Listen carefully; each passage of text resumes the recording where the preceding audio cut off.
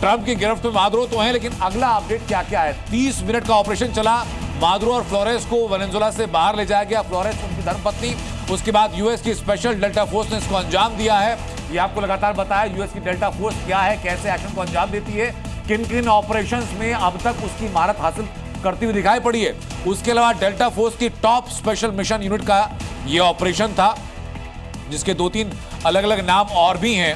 और अगली अपडेट जो है, ऑपरेशन सर्जिकल एक्सट्रैक्शन का इसको नाम दिया गया। ऑपरेशन सर्जिकल एक्सट्रैक्शन, अब ये नाम जरा याद रख लीजिए। सर्जिकल एक्सट्रैक्शन यानी कि आपने वहां जाकर अपनी मसल पावर से सर्जरी की और एक्सट्रैक्शन करके माधुरी का वहां से आप ले आए।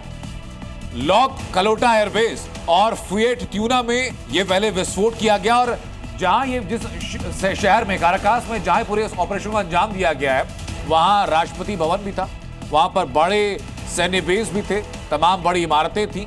कैरिबियन सी से बिल्कुल लगा हुआ एक पर्वत श्रृंखला के बीच में जहां इस पूरे ऑपरेशन को अंजाम दिया गया है। तो बड़ी साहब अपनी बात आप पूरी की, जैसा आपने बताया कि जब आप वहां पर पोस्टर थे तो कैसे राष्ट्रीयकरण से अमेरिकी कंपनीज को डेंट वहां हो रहा था?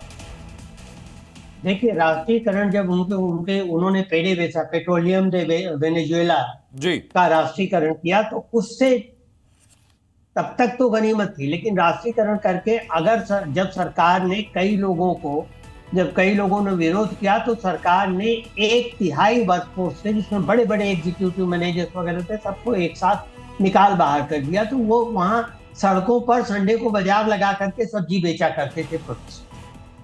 तो लेकिन इससे जनता को फायदा हुआ।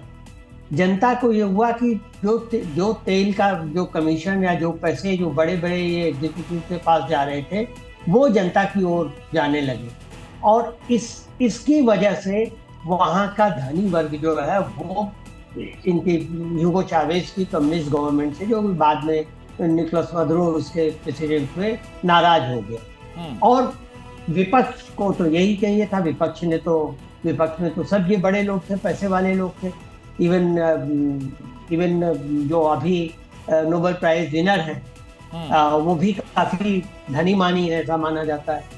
तो वहां पर अब ये समस्या हो गई कि अमेरिका को बर्दाश्त नहीं था कि उसके आसपास कहीं कोई कम्युनिस्ट गवर्नमेंट हो। जी, एक तो वैसे ही क्यूबन गवर्नमेंट थी, लेकिन इनको बर्दाश्त नहीं था कि कोई कम्युनिस्ट गवर्नमेंट हो, और वो बुश के टाइम से चला आ रहा था।